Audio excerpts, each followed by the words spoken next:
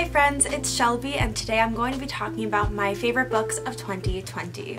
Last week I posted my worst books of 2020 video, so if you are in the mood to hear me rant and go off on some books, that is a video you should check out. I will link it above and below. But today we are going to talk about the books that I just think were the best books of 2020 for me. In 2020 I have read over 100 books, which is a lot, and I read some really amazing books. I think that despite everything that happened in 2020, I had a really good reading year, and I definitely don't think I would have gotten to that many books without the quarantine, so thank you. Not really, because it sucked, but I am happy with the books that I read this year. So next to me I have a stack of 10 books that I'm going to be talking about today. Not all of these books were released in 2020. These are just books that I've read in 2020 that I absolutely adored. It was very difficult for me to narrow down this list because, as I said, I read a lot of really great books this year. So the books 1 through 8 that I'm going to be talking about today are all 5-star reads that I've absolutely adored and loved and just didn't know how to order them.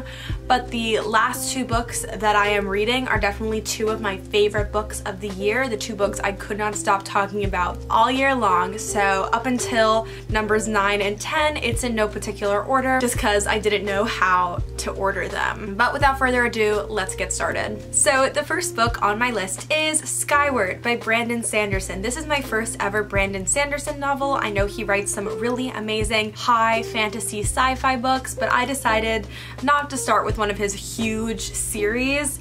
I decided to start smaller. Skyward had recently come out, I think it was like in late 2019, and it is this amazing sci-fi that follows this human civilization on this kind of deserted planet where aliens are constantly attacking them, and all Spencer wants to be is a pilot, a fighter pilot to help wipe out the aliens when they come attack. But in the past her father was branded as a traitor after he did something to betray his unit, so the flight academy is very hesitant to let Spencer enroll, but she does eventually manage to get into the flight academy and she is very determined to prove herself. This book was such a breath of fresh air. I had just started getting into sci-fi as a genre, and this book was just so incredibly funny and adventurous, and it was just everything I needed for the first book of the year. And this was my first book of 2020, and I truly believe it set the tone for my reading for the rest of the year. Brandon Sanderson completely transported me to this other world. He created such well-developed characters. I mean, I hated the main character at the beginning of this book. I thought that Spencer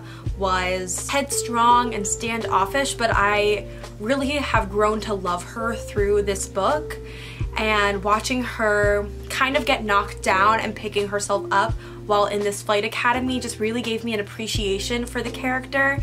And I think it's so brilliant how Sanderson mapped her development. I also love the attention that Sanderson gave to the side characters. I felt connected to each one of them in some sort of way. I've grown to care about all of them. I celebrated their wins with them and I mourned their losses. So just the fact that he was able to make me care about the entire cast of characters was just so special. I also think this is a good beginner's sci-fi. If you are looking to get into the genre, this is a really great place to start. It was just a fabulous book, and I'm really happy that I picked it up as my first book of the year. So the next book on this list is a romance. You will find a pretty good mix of like fantasy and contemporary romances and fiction on this list.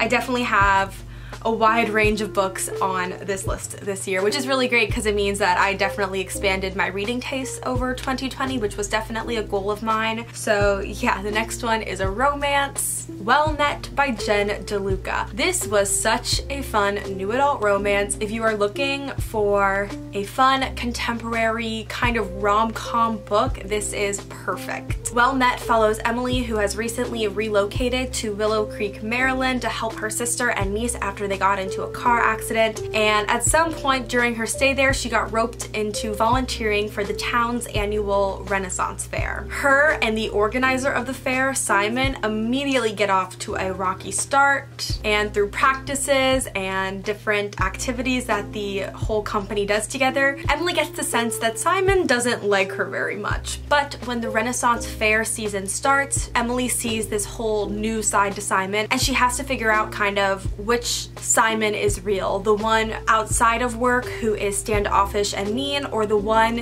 in the fair who is flirtatious and kind. This book is just so fun. It's a great enemies to lovers. I personally loved that it was set in Maryland because obviously I'm from Maryland. I also loved the setting of the Renaissance Fair. I think that was such a fun pick for Jen DeLuca because I love Renaissance fairs. I don't go to them often enough, and obviously I didn't go to any this year. I mean, just from the first line of the book, you are hooked. I mean, the first line is, "I didn't choose the wench life chose me." So it's just such a fun, happy book.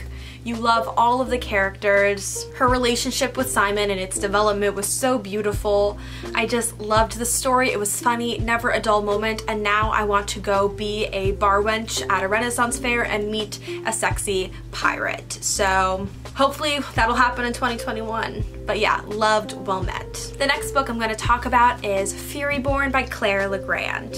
Now this was actually my second time trying this book. I first tried to listen to it on audio and it was really confusing and I put it down, but then they were having a sale on this book, so I picked it up and I loved it. Furyborn follows two women in two different timelines and this prophecy hanging over their nation's head about a sun queen and a queen of blood, one destined to destroy the world and one destined to remake it. I feel like that's all I can really tell you about the plot without spoiling things. It's really, really complex, but I just simply adored this book. It's just really hard to summarize, so I recommend checking out the Goodreads summary for it. I think both of our main characters were extremely flawed, which I really enjoyed. Neither of them really had their lives together. Both had secrets and traumas from their past to deal with, and it just made for them to be really interesting. Claire Legrand definitely didn't shy away from the darker things in this book,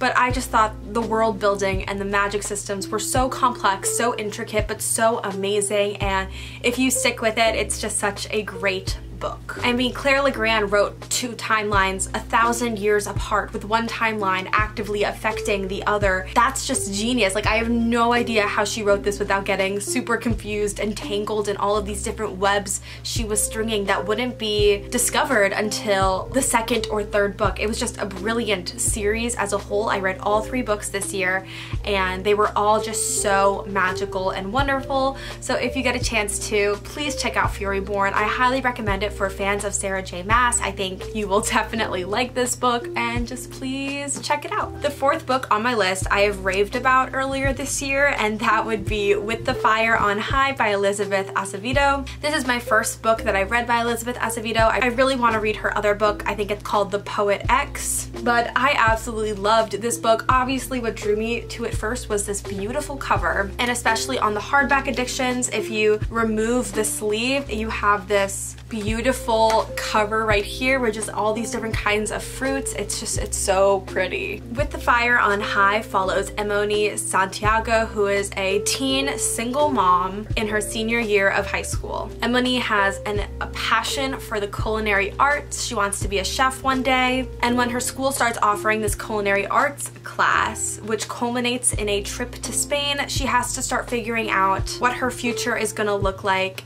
and how her past actions have affected it. At its core, I think With the Fire on High is about family and knowing your roots. Emoni connects to her culture and her family through food. She especially uses it to connect with her late mother. I think that Elizabeth Acevedo did an amazing job writing Emoni, because not only do you have to write her as a teenager, but also as a mother, which kind of gives her this sense of maturity, but she's also still a teenager, and I think that Acevedo balanced that really well. My mouth was watering the entire time I read this book. They actually have recipes sprinkled throughout it, and I do want to try them one day. This book has just taken hold of my heart, and it's just kind of been on my mind ever since I read it earlier in the year, and I think it's just going to be one of those books that sticks with me. So if you haven't tried With the Fire on High, I highly recommend it.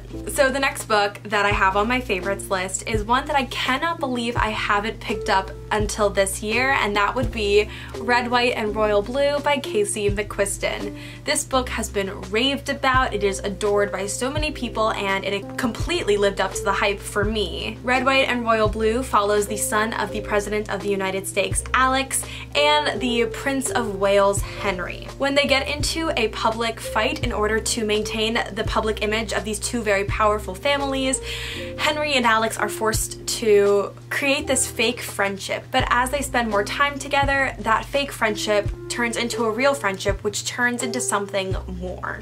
I really loved this romance. Once again, I just cannot believe I haven't read it sooner. It is truly about love overcoming obstacles, and I'm just completely obsessed with Alex and Henry. They're my babies. While I wish that we might have gotten a dual perspective in this book, we just have Alex's narration. He was a really good narrator. He was so funny, and I loved seeing things from his perspective, but now I really want some chapters or like another book in Henry's perspective, just because I'm curious about that. Everything from the plot to the characters was so well executed. I was swooning this entire book, and the ending just kind of gave me a hope for the future. I mean, I read this, I believe, in April maybe, and to have this alternate timeline where the 2016 election didn't happen, just kind of getting to live in this alternate universe was just really nice for a few days, and it just brought me this sense of love and hope, and I adored this book, and I think that anyone who reads it will kind of get that sense. Next up is a book that I'm really happy that I picked up, and that would be The Vanishing Half by Britt Bennett. This is kind of my first adult fiction novel that I've ever read. It follows two sisters who have escaped their hometown of Mallard, Louisiana to go start their life somewhere else. And then it picks up years and years later where one of the sisters comes back to Mallard with a daughter, and the other one is secretly passing as white in California, where her husband and daughter know nothing of her past. This book expertly weaves the past and the future together as the daughters of these two sisters come into contact for the first time. It talks about racial identity, gender identity, history. This is a historical fiction novel. I believe it won the Goodreads Award for 2020 historical fiction. It's just such an expertly written book, and what made it really special for me personally is that I actually buddy read this with my mom. So while I was at school, we were both reading the same chapters every few weeks, and we would be on FaceTime talking about it together, and that experience reading it just made it so much more special because this is a book about family and mothers and daughters and sisters. So just getting to experience that with my mom was really, really special, and this book just, it makes you think and it makes you wonder about how one choice can change your life or the track of your life forever. And 2 years ago, I would have never seen myself reading this kind of book, but now I do want to delve more into adult fiction and books like this because they just really leave me with a sense of questioning that I want to experience again. So absolutely loved The Vanishing Half. The next book on my best books of 2020 list is The Kiss Quotient by Helen Huang. This is a romance that follows Stella Lane, who kind of uses math to understand the world, but she is completely clueless when it comes to dating. It doesn't help that she has Asperger's and finds intimacy challenging, so to help practice, she hires a male escort named Michael Fan to kind of help her with experiencing intimacy so that she can go out and date on her own. Obviously, their professional relationships begins to develop into something more when both Michael and Stella start experiencing feelings for the other. This was a beautiful romance. I actually read this series out of order. I read The Bride Test by Helen Huang first, and then I read this one. Both books are amazing. They are each standalones, but they're kind of set in the same universe and area. It was just a beautiful story about two people who come together and accept each other as they are and help each other and lift each other up. What I really loved about this book is that not many romances have disability rep, so the fact that our main character, one of our main love interests, has Asperger's was just really, really meaningful to read about, especially once you learn that the author, Helen Huang, is also autistic. It just gives that book a deeper sense of meaning. Each book in her series does feature disability rep, which I think is just so special in romance. So if you haven't given Helen Huang a try, she just writes these beautiful and swoon-worthy romances, and I'm so excited for the third book in this series to come out, I believe in April or May, and that is called The Heart Principle, so I'm really looking forward to it. it, and it was just such an amazing read, and I'm so obsessed with her characters. The next book on my list is one that I was highly anticipating this year, and it did not disappoint, and that would be Cemetery Boys by Aiden Thomas. This is a standalone paranormal book about a witch named Yadriel, whose family is having trouble coming to terms with his gender identity. So to prove himself as a real brujo or witch, he decides to summon the ghost of his cousin and solve his murder. But he accidentally summons the wrong ghost, this bad boy from Yadriel's school named Julian, who had also recently died. And now Julian won't leave Yadriel alone because Julian wants to solve his own murder. So Yadriel and Julian are kind of stuck in this situation together, trying to solve these different murders that have been happening in their hometown, all the while becoming closer and closer together. This was just so precious. I cannot believe this is Aiden Thomas's first book. It is amazing. I also didn't realize it was a standalone when I read it, but it wrapped up so nicely. I had a smile on my face the entire time I was reading this. What really made this book meaningful was seeing Yadriel struggle with his family not accepting his own identity and kind of having to accept that it isn't his job to explain himself to them. He is who he is, and that journey of self-discovery and self-appreciation was just the most magical part of this story. It was just such it was so good, and I absolutely love Aiden Thomas's writing. It was so lyrical, so well thought out, and I feel like I'm repeating myself. I just really loved this book, so you should check out Cemetery Boys. Alright you guys, now we are down to the final two books that are probably my favorite books of 2020. The first one I don't have with me because I lent it to a friend and I have not gotten it back yet, so you know, that's on me for lending out my books. And that would be the Bromance Book Club by Lyssa Kay Adams. I have been raving about this book all year. I absolutely love this romance. The Bromance Book Club follows Gavin, who is a Major League Baseball player in Nashville who is struggling with his marriage. There has been so much strain between them for so long, she has filed for divorce. And Gavin loves his wife and doesn't know what to do when some of his friends approach him and induct him into this secret club called the Bromance Book Club, where some of Nashville's top men read romance together. And they decide to help Gavin by having him read this book called Courting the Countess in order to help him save his marriage. I personally don't usually love second chance romances, but I